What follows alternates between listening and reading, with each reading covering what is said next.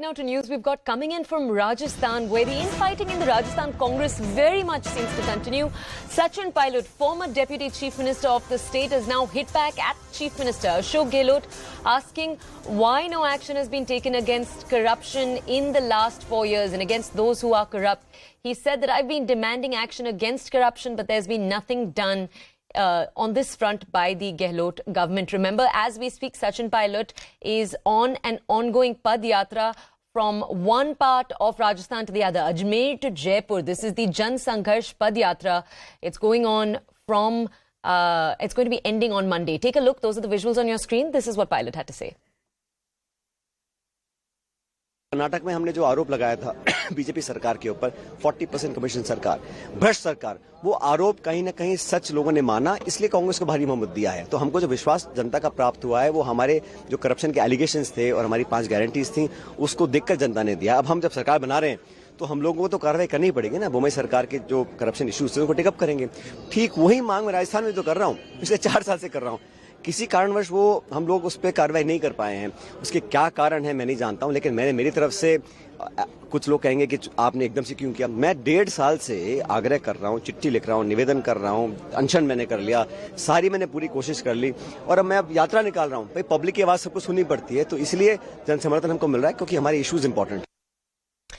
Okay, let's go over to Bhavani Singh Deora, a reporter who's with us from Rajasthan right now. Bhavani जी, हमारे साथ जुड़ने के लिए धन्यवाद। भवानी जी, अब हमें समझा सकते हैं सचिन पायलट की तरफ से ये जो प्रतिक्रिया आया है, ये पिछले दिनों में उनका हाल ही में एक और प्रतिक्रिया ऐसे ही आया है, पिछले हफ्ते भी ऐसा ही एक प्रतिक्रिया आया था।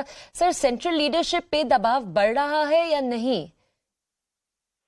देखिए, एक तो सचिन पायलट की जो यात्रा है कल जयपुर शहर के अंदर एंटर कर जाएगी और जैसे जैसे आगे बढ़ती जा रही है वैसे वैसे भीड़ बढ़ती जा रही है और ये अनुमान लगाया जा रहा है कि कल भारी भीड़ हो सकती है। आज भी उनकी यात्रा करने काफी भीड़ थी, वो जयपुर के नजदीक पहुंच चुके हैं। एक दूसरा, जो वो लगातार इस इश्यू को 2 बातें वो एक साथ उठा रहे हैं। एक तो वो पिछली वसुंधरा राजे सरकार के भ्रष्टाचार को, दूसरा इस सरकार के अंदर पेपर लीक घोटाले को, यानी कि पेपर लीक के अंदर जो करप्शन हुआ, भ्रष्टाचार हुआ, जो लोग पकड़े गए उन पे कार्रवाई की मांग भी कर रहे हैं। तो अब सचिन पायलट का मुद्दा पिछली सरकार का भ्रष्टाचार सिर्फ इकलौता मुद्दा नहीं है, अशोक गहलोत सरकार के भ्रष्टाचार भी मुद्दा है।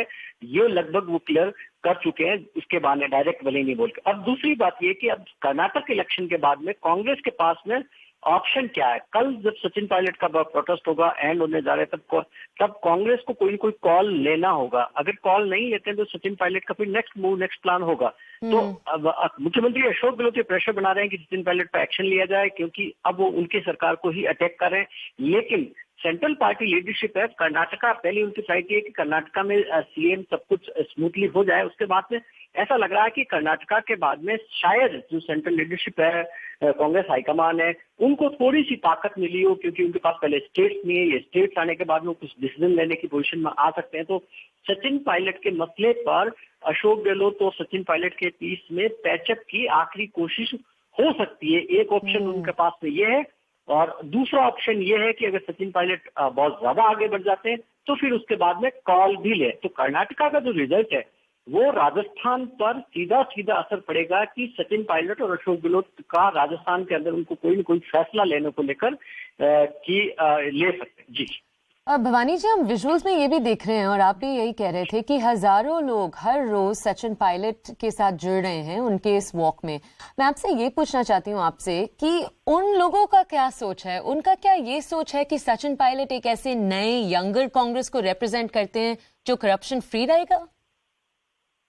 देखिए, पहले तो आप देखिए कि राजस्थान में जब अभी 42 से 45 डिग्री तापमान है, तेज गर्मी है, इस बीच में सचिन पायलट के साथ में इतनी भीड़ चलना ही अपने आप में बहुत बड़ी बात है। वो भी तब जब कोई यात्रा, कोई इतनी राहुल गांधी की जैसी यात्रा हुई, वेल प्लान या कांग्रेस सपोर्टेड यात्रा नहीं है। सचिन पायलट अपने दम पर निकाल रहे हैं, वो भी 2 दिन के कॉल के अंदर उन्होंने यात्रा शुरू की।